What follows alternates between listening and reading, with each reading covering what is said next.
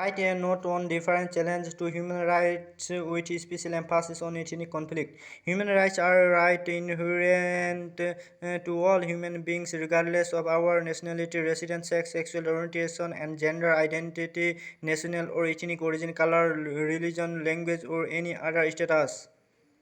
We are all equally entitled to our human rights without discrimination. Different challenges to human rights with special emphasis on ethnic conflict. Human right rights challenges. Mm, Impunity. Impunity is nothing but a failure to investigate if there is a serious problem. So, for example, let us take a Sri Lankan government, and they are humiliating and killing the people of Tamil. Poverty it is one of the biggest problem across the globe.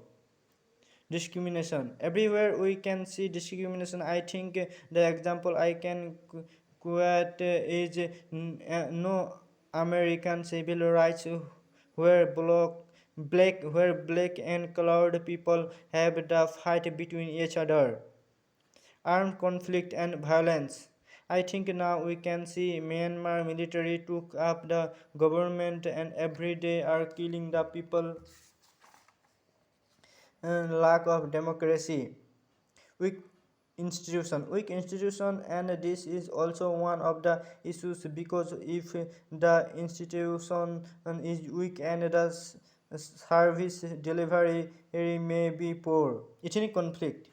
Ethnic or ethnicized conflict usually take various forms. One type of ethnic conflict, defined as inter-ethnic conflict, does not challenge the state, since the state is usually not a party to it.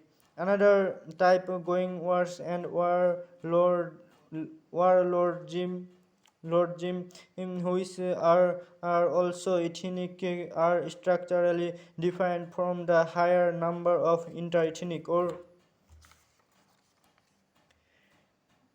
communal conflict. Ethno-nationalist conflict, another type, recruit among disadvantaged ethnic groups, but their political configuration has much in common with anti-regime conflict. Another type, which in its total and most severe from a genocide, is entirely state organized and chooses a number of a particular racial, national, or ethnic group as victims. The lethality of this form of mass political violence is the highest of all. Today, some of the most serious threats to international peace and security are armed conflict that arise not among nations but among warring factions within a state. Although situations of internal violence, they often spill over borders, endangering the security of other states and resulting in complex humanitarian emergencies. The number of deaths in ethnic conflict and political violence is only a small indication of the tremendous amount of sufferings, displacement, and and devastation caused by these situations. Research have shown that civil wars have led to huge increase of human rights violations, while counter insurgent policies emphasize the importance of rule of law when fighting insurgents. Other counter-insurgency policies justify the human rights violations as a means of a secure victory. Armed conflict clearly show the indivisibility and interdependence of human rights. So human rights abuses prevalent in internal conflicts are now among the most atrocious in the world. With the United Nations coming into existence, there have been respected objections to the violent nature and persistence of ethnicized conflict. The consequences of violent ethno Nationalist conflicts are intense suffering and death on a massive scale, and the destabilization of whole regions. National and other internal conflicts make up the great majority of recent conflicts and are responsible for most of the millions of refugees and displaced persons in the world. Major conflicts often assume immeasurable proportions, state organized genocide and mass murder, and develop complex emergencies. The state producing most refugees are all mostly violent, prone societies with current or post-violent conflicts. In most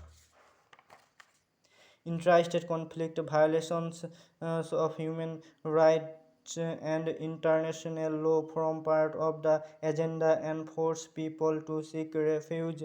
The general trend away from classic interstate wars to interstate conflicts like civil wars, anti-regime, and ethno-national rebel movement and Gushable War began after World War II and has gathered momentum since the 1960s.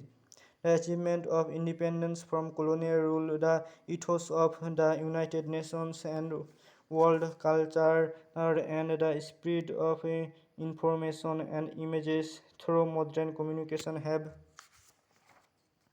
raised expectation for progress among people of the developing countries. The combination of these hopes and persistent inability of government to meet them have created widespread and intense social frustration on active opposition to government and consequent repression. These problems are aggravated in many developing countries by ethnic divisions. Ethnic diversity does not necessarily lead to conflict and human rights violations. Colonial legacy often created the potential for conflict where it did not exist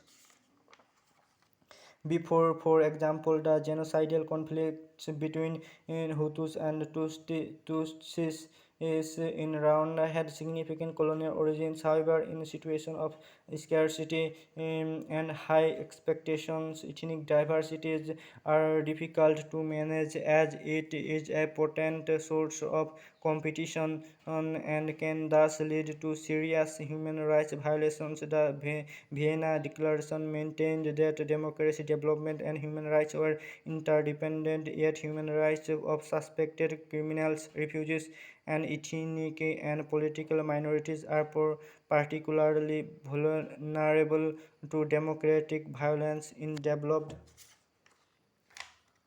and developing states. The process of democratization itself leads to serious human rights violations in states with ethnic diversities and weak human rights tradition. For example, democratization played a role in ethnic conflict in Rwanda.